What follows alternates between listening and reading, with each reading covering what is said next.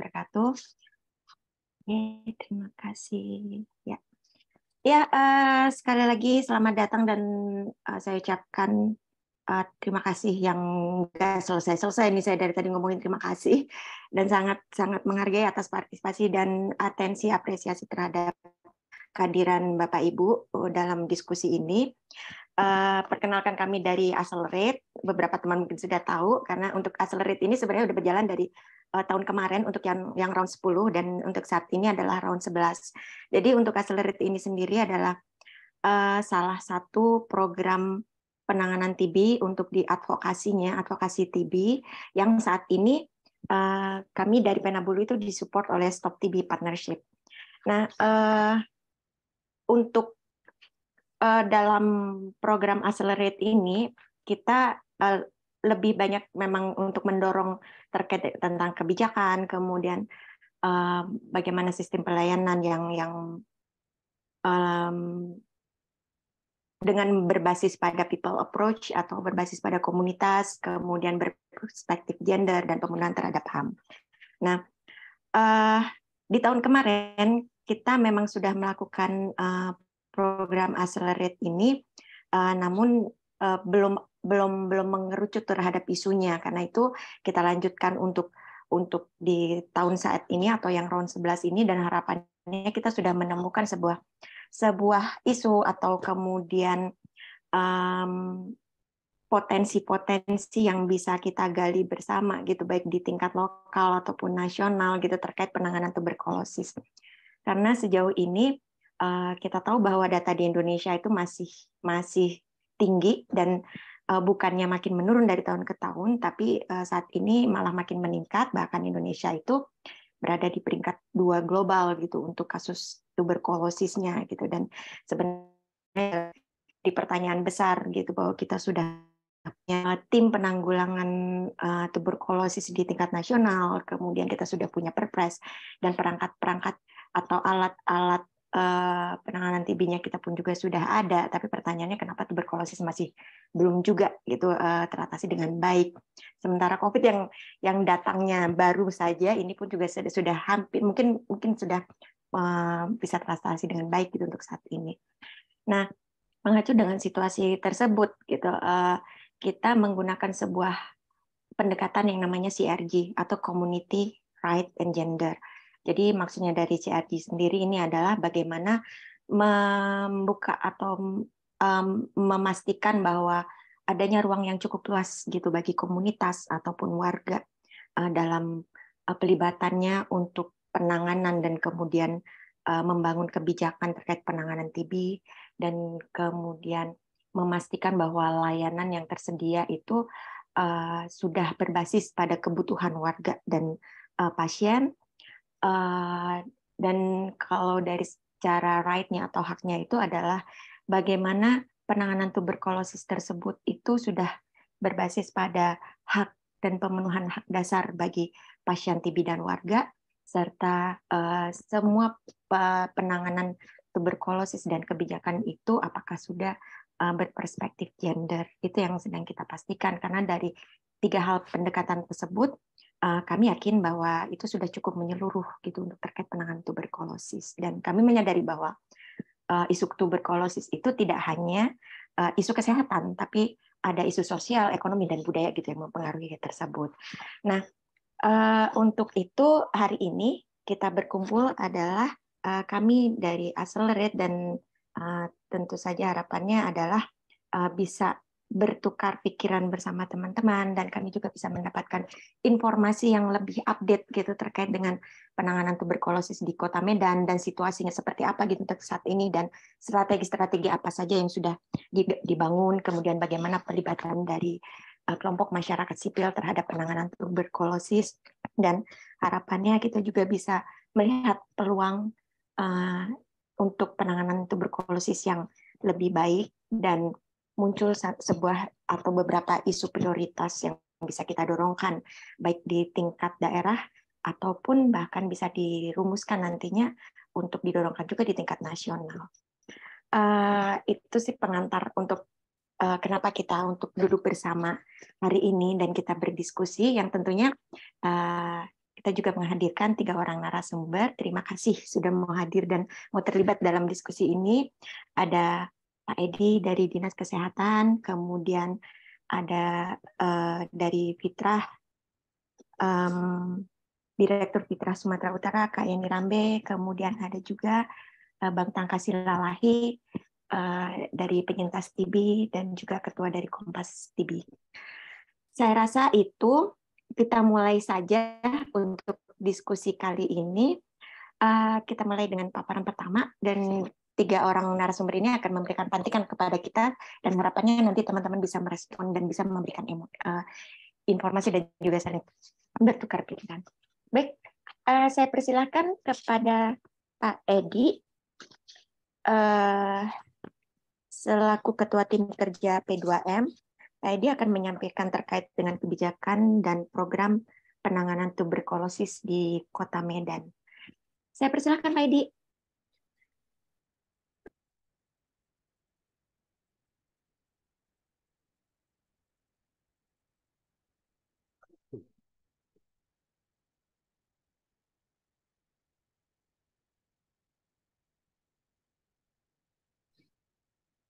Baik, terima kasih Bapak Ibu semua. Assalamualaikum warahmatullahi wabarakatuh.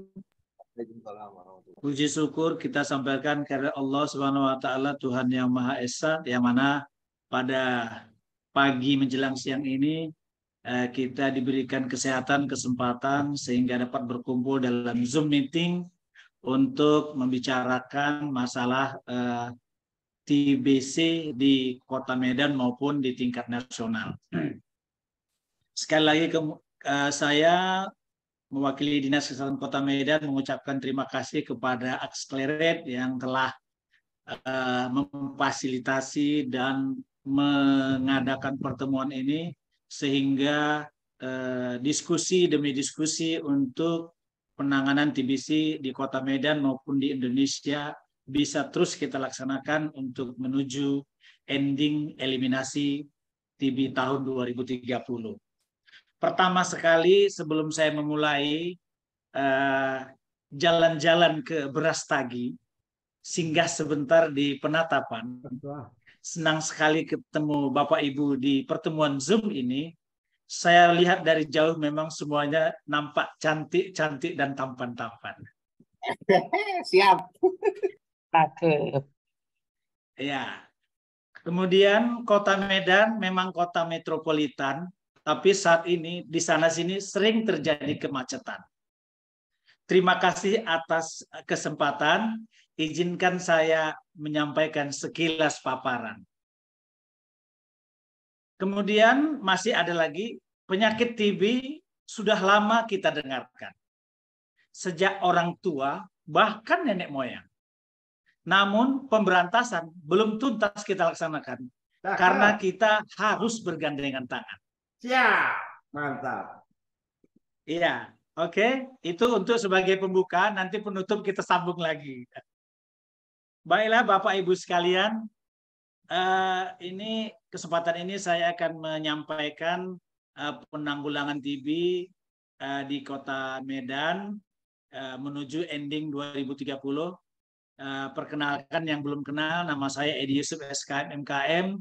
Saya sebagai Ketua Tim Kerja saat ini penanganan penyakit menular di Dinas Kesehatan Kota Medan, tentunya salah satu adalah penyakit TBC.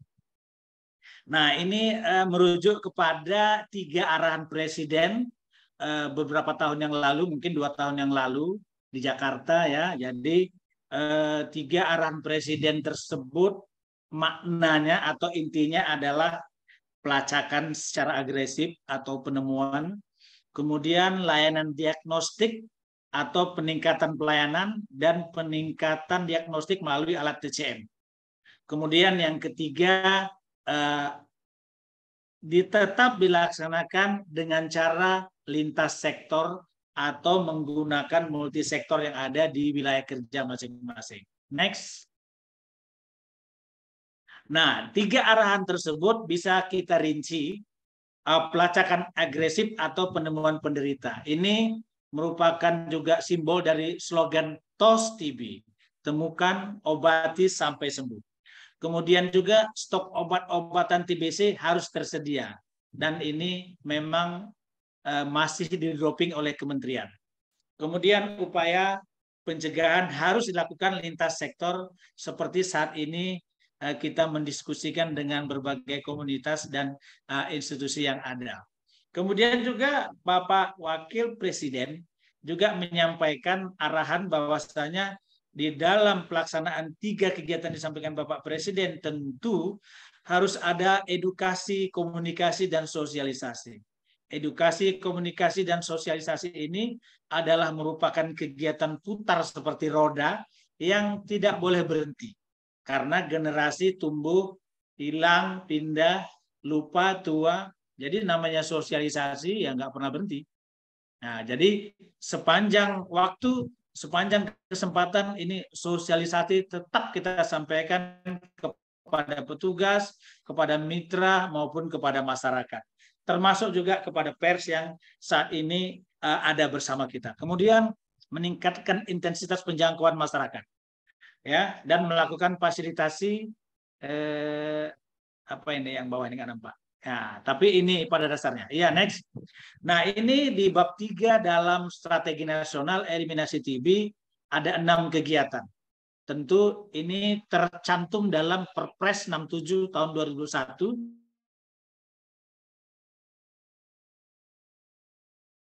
Dalam 6 strategi tersebut, yang pertama adalah komitmen dari kepemimpinan. Kita tahu untuk pengendalian TB baik daerah maupun nasional, tentu komitmen harus berawal dari kementerian atau dari pusat.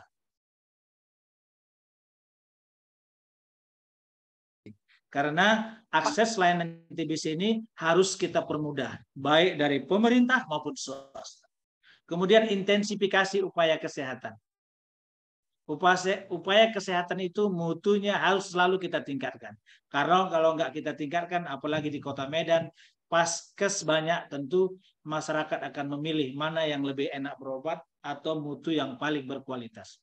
Kemudian peningkatan penelitian, pengembangan, inovasi di bidang penanggulangan TBC. Ini juga sudah beberapa kali kita lakukan bersama dengan Litbang Kota Medan, dan kemudian ada lagi instansi yang lain yang tujuannya untuk mencari solusi bagaimana proses eliminasi itu cepat bisa kita wujudkan. Di poin kelima ini saya bawahi bahwasanya peningkatan peran serta komunitas, pemangku kepentingan multisektor lainnya dalam penanggulangan TBC. Untuk melakukan penanggulangan TBC ini memang bukan hanya masalah kesehatan, bukan masalah nakes, bukan masalah rumah sakit, bukan masalah dinas saja. Ini masalah multisektor.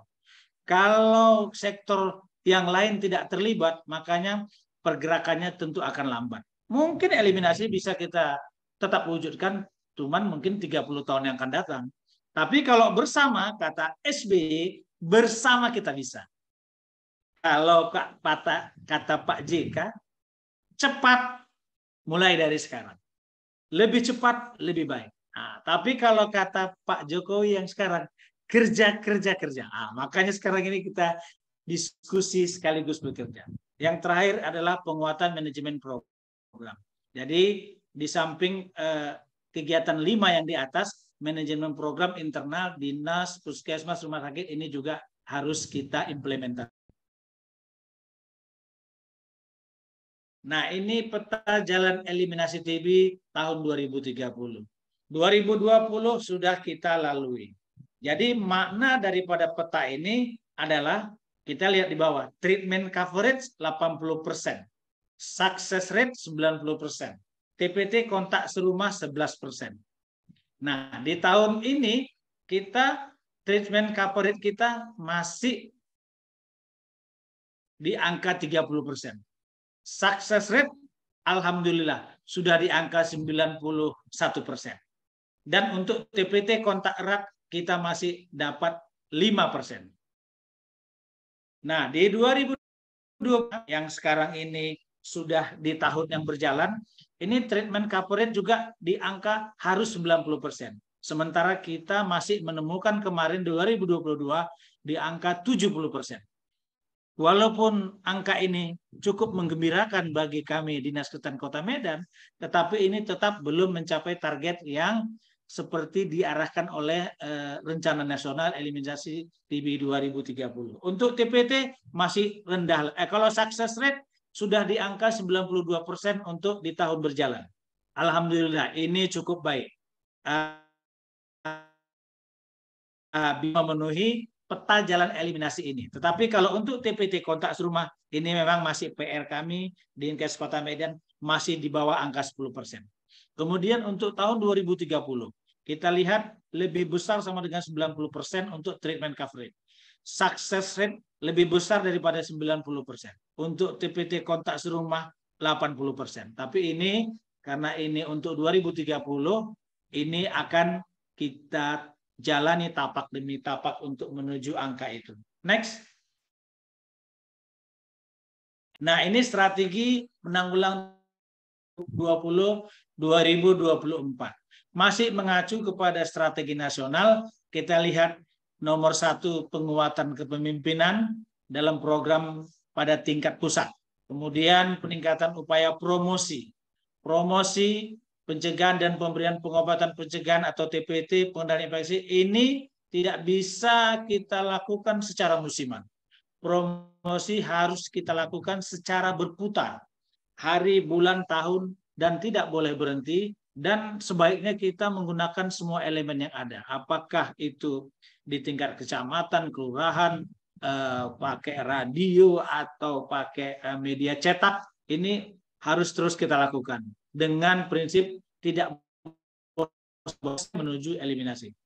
Nah, kalau di poin kelima kita melihat peningkatan peran serta komunitas mitra dan multisektor lainnya dalam eliminasi tuberkulosis. Jadi di poin kelima ini sama dengan poin sebelumnya, bahwasanya Dinas Kesehatan itu nggak bisa bekerja sendiri. Harus ada sektor lain yang terlibat, salah satunya adalah komunitas. Komunitas apakah organisasi masyarakat, LSM, dan lain sebagainya. Next. Nah, ini kebijakan program TBC di Kota Medan. Jadi di Kota Medan kita 2017 ada membuat rencana aksi daerah penanggulangan tuberkulosis Kota Medan yang di tahun ini sedang dalam proses revisi RAD karena juga di 2017 kita sudah ada punya peraturan wali kota tentang percepatan penanggulangan TBC di Kota Medan.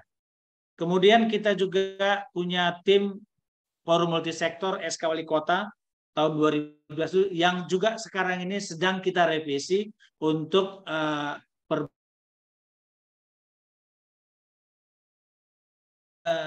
kita juga sedang menyusun dan membuat Perda TBC di Kota Medan yang dimana Perda ini kita fokuskan untuk sebagai dasar, sebagai regulasi bahwasanya di Kota Medan ada sebagian warga sudah terdiagnosa positif TB sensitif ataupun TB MDR tidak mau berobat. Jadi ini merupakan kendala dan tantangan kita juga, sehingga kenapa kita akan membuat Perda TBC itu supaya dengan Perda ini tentunya nanti kita bisa melibatkan kecamatan, kelurahan, Pol PP maupun polisi atau TNI untuk menguatkan supaya setiap yang terdiagnosa TBC itu mau berobat atau kita paksa supaya berobat. Nah, itu masih terjadi di Kota Medan. Next.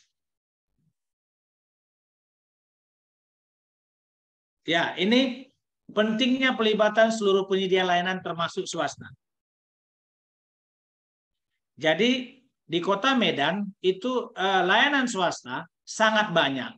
Dan warga Kota Medan itu punya hak atau punya privasi untuk memilih layanan mana yang dia mau untuk berobat. Makanya banyak juga dilakukan di swasta, baik di rumah sakit, baik di klinik, maupun di dokter praktek mandiri. Jadi kalau Dinas Kesehatan Kota Medan, pemerintah tidak melibatkan swasta atau tidak bekerja sama dengan swasta, tentu kerjanya akan jauh lebih lambat. Makanya kegiatan DPPM di Kota Medan saat ini sedang booming-boomingnya kita laksanakan. Lanjut. Nah, semua layanan kesehatan pemerintah maupun swasta yang menangani pasien TB harus sesuai standar Kemkes, Kementerian Kesehatan, dengan strategi Directly Observed Treatment Short Course atau istilahnya DOTS, DOTS. Maksud daripada strategi DOTS ini adalah pengawasan langsung pengobatan jangka pendek 6 bulan TB sensitif. Tapi kalau untuk TB MDR, kita tahu tentu makan waktu 9 bulan, bahkan bisa sampai 2 tahun. Nah, strategi layanan TB DOTS tersebut adalah nomor 1, komitmen layanan. Jadi memang komitmen tetap harus di atas untuk setiap kegiatan program yang kita laksanakan, baik dimanapun itu dilaksanakan. Jadi komitmen layanan tetap nomor 1. Kemudian penemuan aktif dan pasif kasus TBC. Kemudian juga mutu layanan TBC harus selalu update dan ditingkatkan. Pengawasan atau pemantauan minum obat. Kemudian penguatan sistem pencatatan dan pelaporan di dalam SITB. Strategi DOTS ini sedang kita laksanakan di Kota Medan. Subur, tabar, bentar. Naik. Nah, ya. Ini jejaring PPM TBC di Kota Medan yang terkait yang apa saya sampaikan tadi. Jadi kalau kita lihat data ini ada 41 puskesmas, semuanya sudah melakukan strategi DOTS. Rumah sakit pemerintah ada 9, semuanya sudah melakukan strategi DOTS.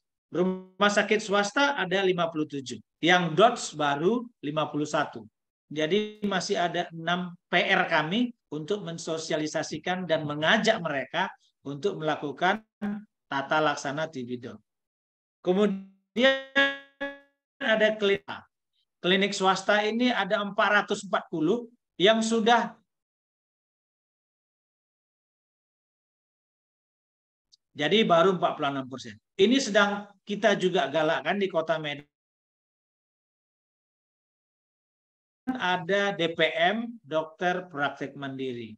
Ini ada 155.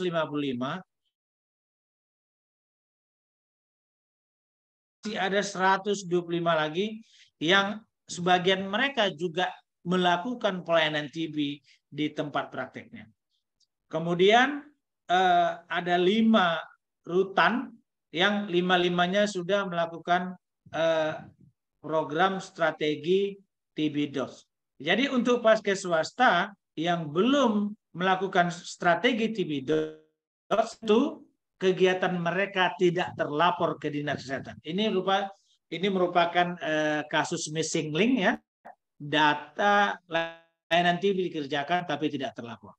Nah, ini fasilitas kesehatan yang juga saya sampaikan tadi masih 140 klinik dan 155 DPM. Lanjut.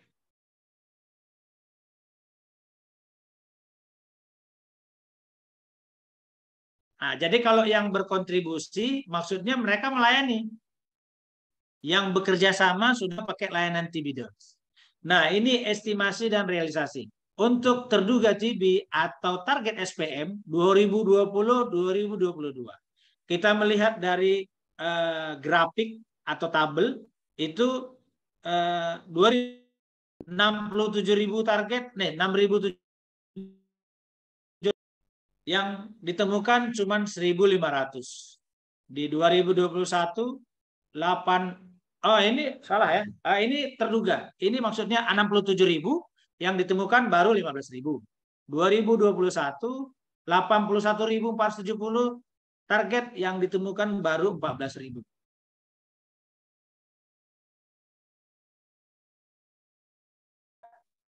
Yang ditemukan baru 15.965. Memang target untuk terduga TB SPM ini memang kita masih sangat rendah.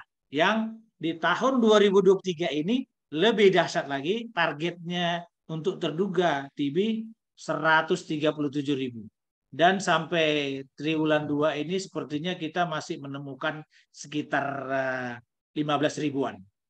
Next. Lanjut slide. Nah, ini belum balik. Kembali, ini estimasi dan realisasi temuan kasus TBC. Jadi kalau kita lihat dari tahun 2017 itu target 14.000, temuan 8.000. 2018 target 13.000, temuan 8.000.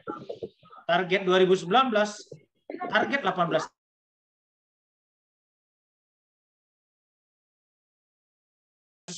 Menurun. Karena targetnya 2020 dan 2021 penemuan kasus kita hanya di angka 5 ribuan. Sementara target kita masih di angka 18.000. Jadi sekitar 29%. Nah, tapi di 2022 target kita malah menurun 14.000. Temuan kita 10.333. Jadi disinilah kita mendapat angka persen tertinggi yaitu 70%. Ini untuk temuan kasus TB di Kota Medan. Next. Nah, ini untuk kasus TB per kecamatan tahun 2020 hingga 2022. Dari yang saya tandain ini yang merah-merah, kita melihat untuk nomor 1 dan nomor 2 itu Medan Belawan, Medan Labuhan, ini Medan Utara. Setiap tahun kasus tetap tinggi. Memang di daerah Medan Utara ini ya masyarakat atau warga daerah tepi pantai ya, daerah padat penduduk, ini memang rata-rata tingkat ekonomi masih di level menengah. Dan tingkat kepadatan penduduk, mungkin juga sanitasi di sana karena pinggir pantai, ini selalu kurang baik, sehingga dari kasus tahun per tahun yang 3 tahun ini memang bisa kita lihat. Nampak 2020 angkanya tetap tinggi, 2021 begitu juga 2022. Next. Nah, ini peran mitra kerja untuk PPM, Public Private MIC TBC di Kota Medan. Selama hari ini kita udah bekerja dengan USAID BPS dalam kegiatan modeling, pelibatan Pasyankes swasta, kemudian pengobatan dan notifikasi TB. Kemudian intermediary partner juga dari Masih BPS, kegiatannya ada mapping, bimbingan teknis ke Paskes, dan lain-lain. Kemudian kita juga masih dapat support dari GM Global Fund dalam kegiatan implementasi PPM TBC di tingkat kabupaten kota. Kemudian kita juga punya mitra YKI, Yayasan KNCB Indonesia, dalam kegiatan advokasi pendampingan pasien TB MDR. Kemudian kita juga punya CSO ya, organisasi, yaitu kegiatannya implementasi peran kader dalam edukasi, pendampingan, investigasi kontak bersama YMMA, Yayasan Mentari Meraki Asa.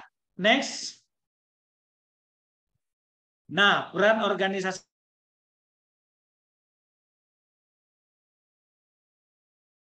edukasi tentang TB ke masyarakat. Edukasi tetap harus kita lakukan sepanjang waktu karena masyarakat tidak serta-merta mau, tidak serta-merta tahu tentang TB dan mau menggunakan Paskes yang terdekat ada di wilayah kita. Kemudian melakukan penemuan orang terduga TB secara aktif melalui kader di pos kesehatan. Kemudian memastikan pengobatan yang lengkap dan tuntas melalui peran sebagai PMO, pemantauan menelan obat. Kemudian melaporkan kegiatan ke petugas Pasyankes. Next.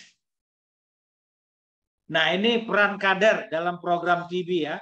Kalau kader dalam program TB ini sudah cukup banyak karena kita selalu bekerja dengan kader. Tanpa kader kita sulit untuk melakukan pendampingan, penjangkauan, dan melakukan investigasi. Di antaranya penyuluhan TB kepada individu, keluarga, maupun kelompok.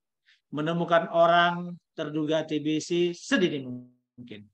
Merujuk terduga TBC ke Paskes atau fasilitas layanan kesehatan, pemerintah, dan swasta dengan layanan TBC. Memantau pengobatan pasien TBC agar mendapatkan pengobatan serta melakukan pendampingan psikososial.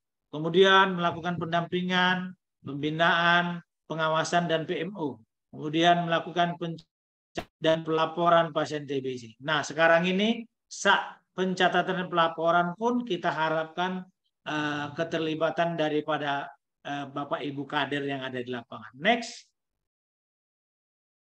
Nah, kemudian melakukan kunjungan rumah jika memungkinkan untuk memastikan pasien minum obat. Follow up rutin bisa menggunakan video call atau lainnya.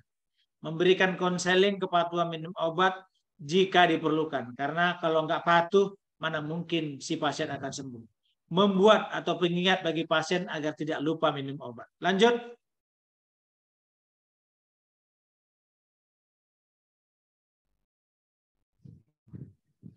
Nah, ini bagian kelima Perpes. Peningkatan peran serta komunitas, pemangku kepentingan, dan multisektor komunitas. Itu dilakukan melalui pembentukan wadah kemitraan. Apapun boleh. Yang penting membicarakan atau menginisiasi atau memprogramkan untuk keterlibatan dalam program TB. Mendorong keterlibatan dalam penanggulangan TB mulai dari perencanaan. Nah, kegiatannya bisa dilakukan melalui perencanaan evaluasi dalam rangka peningkatan sumber daya yang dibutuhkan. Nah, peningkatan peran serta komunitas maupun kepentingan dalam multisektor lainnya dalam penanggulangan TBC sebagaimana dimaksud ayat 1 adalah dilaksanakan berkoordinasi dengan pemerintah pusat ataupun pemerintah daerah. Next. Peran komunitas dalam penemuan pasien TB. Iya, bisa memberikan informasi ya, edukasi sebagai dasar pencegahan penularan TBC. Kemudian mendorong atau memotivasi terduga TBC agar mau melakukan screening TBC di paskes terdekat. Karena lalu kita coba lakukan screening massal, banyak warga tidak mau melakukan screening. Kemudian mendorong atau memotivasi pemberian terapi pencegahan tuberkulosis atau TPT pada kontak serumah yang memenuhi kriteria. Nah, ini untuk TPT tadi di peta eliminasi, jalan eliminasi ini ada ya, harus minimal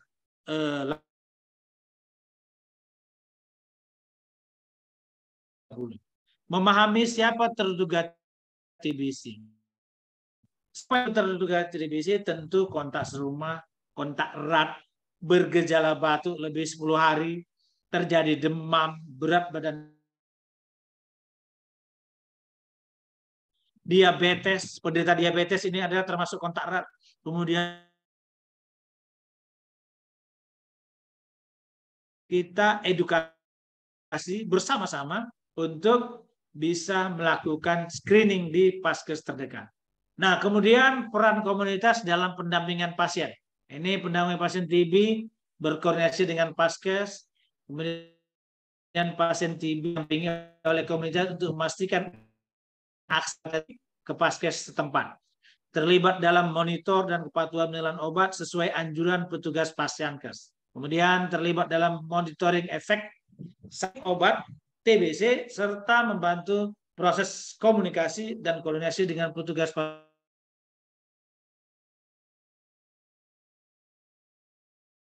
Lanjut slide. Nah, ini hambatan ya. Nah,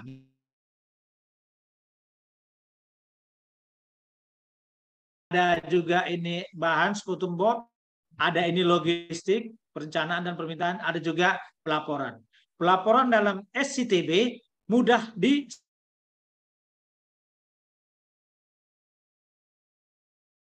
dikerjakan tapi tidak terlapor. Dan paskes kita pun di 41 puskesmas Kota Medan masih belepotan tidak tepat waktu dalam melaporkan ke SCTB. Next slide. Nah, ini tantangan. Apa tantangan kita? Mungkin ini tantangan kita bersama. Masalah TBC adalah masalah kompleks. Kenapa? Karena di dalamnya ada masalah ekonomi, ada masalah sosial, ada masalah politik, ada dan lain sebagainya. Masalah kesehatan adalah dampak. Ya. Kemudian target cukup tinggi. Tadi saya sebutkan 2022 target turun 14.000, 2023 target naik 28.000. Begitu juga terduga TB yang merupakan SPM. Kemudian paskes swasta belum semua terlibat. Tadi data yang saya tampilkan sudah kita bisa lihat DPM terutama ya dokter praktek mandiri itu baru 20% yang terlihat, klinik begitu juga. Kemudian peran puskesmas pada PPM belum maksimal sesuai dengan data sebelumnya yang saya tampilkan. Peran lintas sektor juga belum maksimal, makanya hari ini kita dipertemukan dalam Zoom meeting bersama komunitas. Kemudian perlibatan kecamatan untuk mendorong masyarakat datang screening paskes perlu juga dikuatkan agar masyarakat itu mau menggunakan paskes dan juga tahu. Nah, demikian saja yang dapat saya sampaikan dalam penyajian materi di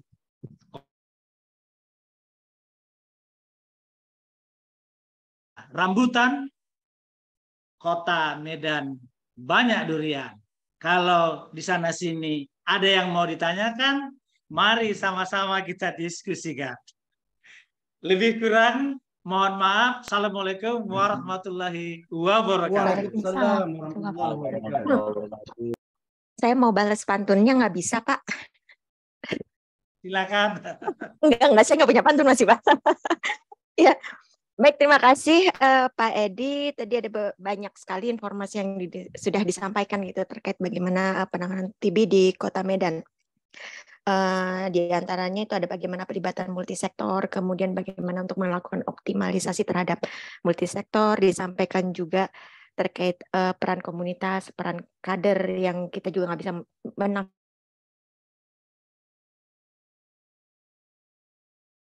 Punya beberapa kebijakan gitu terkait tuberkulosis.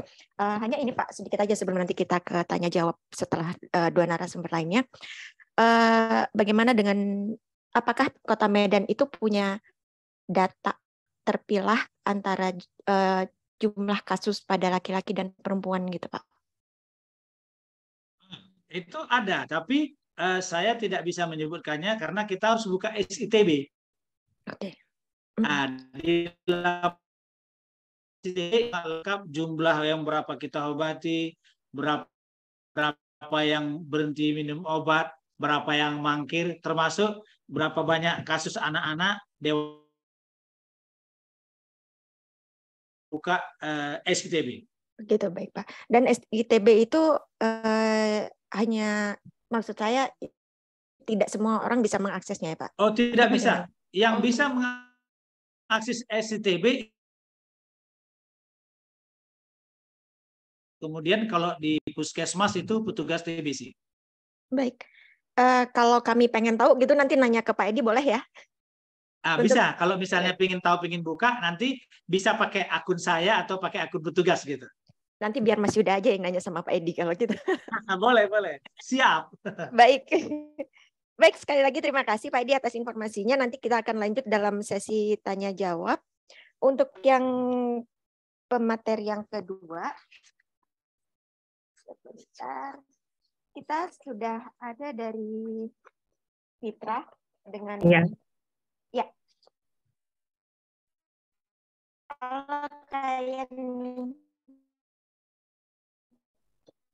Saya Pak alat ini karena rupanya suaranya pecah. Dengan digital ya Kak ya. Iya, tapi ini jelas ya suaranya. Jelas Kak. Oke. Iya Kak dari Rizky dan Kak ini untuk membentang postur anggaran. Silakan. Iya, terima kasih Mbak. Mohon maaf saya kalau pembukaan tidak bisa pakai pantun seperti Pak Edi. Saya belum bisa pantun juga. Mungkin saya langsung saja. Saya bicara tentang postur anggaran penanganan tuberkulosis di Kota Medan. Tapi sebelumnya selamat pagi semua. Assalamualaikum warahmatullahi wabarakatuh. Mohon maaf tadi saya agak terlambat join di Zoom ini ya, Mbak. Terkait postur anggaran penanganan, saya sebelumnya juga kemarin diskusi juga ya sama Pak Edi ya, karena kita lihat ada beberapa anggaran yang di APBD itu hanya secara umum untuk penanganan tuberkulosis di Kota Medan. Tapi mohon maaf ini saya belum menyampaikan secara detail Dinas Kesehatan Kota Medan. Oke, bisa lanjut ke slide berikutnya. Nah, ini adalah anggaran APBD Kota Medan. Saya bicara dulu secara global APBD, di mana kita nanti akan bisa melihat dengan jelas berapa kontribusi pendapatan di Dinas Kesehatan terhadap APBD Kota Medan. Nah, untuk tahun 2023 pendapatan APBD Kota Medan itu sebesar 7,3 triliun atau lebih tepatnya 271 miliar 65 juta rupiah sekian ya. Nah, ini terjadi peningkatan daripada tahun-tahun sebelumnya yaitu di tahun 2022 maupun 2021. Nah, begitu juga untuk untuk belanja APBD Kota Medan pada tahun 2023 ini juga lebih meningkat, lebih banyak lagi dibanding tahun-tahun sebelumnya, yaitu sebanyak 7,86 triliun. Oke, bisa lanjut ke bawah terus. Ya. Nah, dari APBD Kota Medan tadi saya pecah menjadi inilah anggaran yang ada di Dinas Kota Medan, di mana pada tahun 2023 pendapatan untuk di Dinas Kesehatan Kota Medan sendiri itu adalah sebanyak 241 miliar 966 miliar 719.125, sekitar 241 miliar ya. Nah, ini terjadi peningkatan dari tahun 2022 yang hanya sebesar 237 miliar. Sedangkan pada tahun 2021 itu lebih banyak lagi, mungkin karena ini masih dalam penanganan COVID-19 ya. Nah, di tahun 2023 bisa kita lihat sumber pendapatan di Dinas Kesehatan itu berasal dari pendapatan asli daerah dan lain-lain pendapatan daerah yang sah. Pendapatan asli daerah ini biasanya bersumber dari BLUD yang ada di Kota Medan.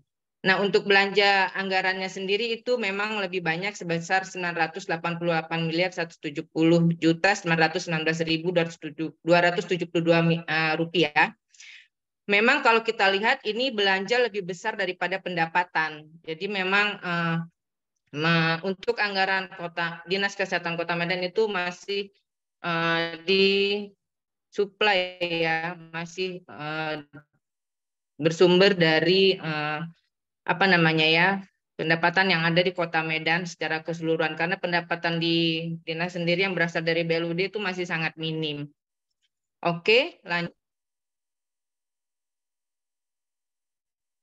Ya, ini secara tabel di mana kontribusinya bisa kita lihat bersama.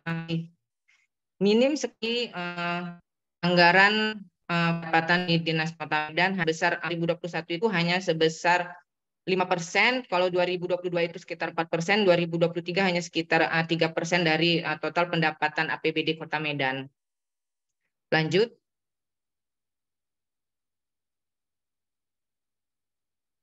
Halo, Mbak, lanjut. Siapa nih? Oke.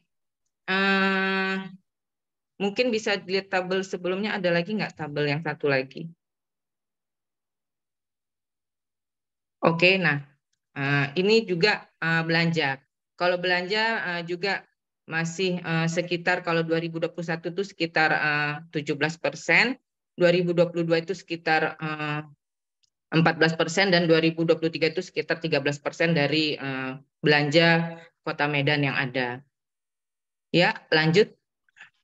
Nah, ini anggaran program dan kegiatan yang ada di Dinas Kesehatan Kota Medan berdasarkan APBD yang coba saya analisa. Ini tadi pendapatan yang ada, bisa kita lihat bersama, kemudian belanja yang dikeluarkan oleh Dinas Kesehatan Kota Medan. Nah, dari belanja ini bisa kita analisa ada beberapa urusan pemerintahan di bidang kesehatan, antara lain pertama, program pemenuhan upaya kesehatan perorangan dan upaya kesehatan masyarakat, itu sebesar 443 miliar 883 juta sekian. Mungkin bisa ditampilkan untuk APBD-nya secara detail.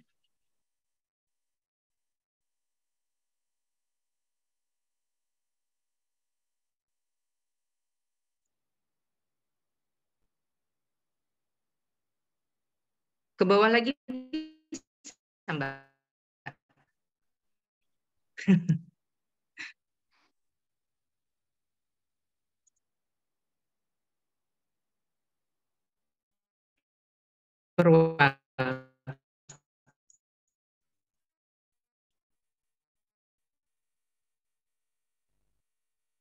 Mana ya? Slide-nya yang di mana?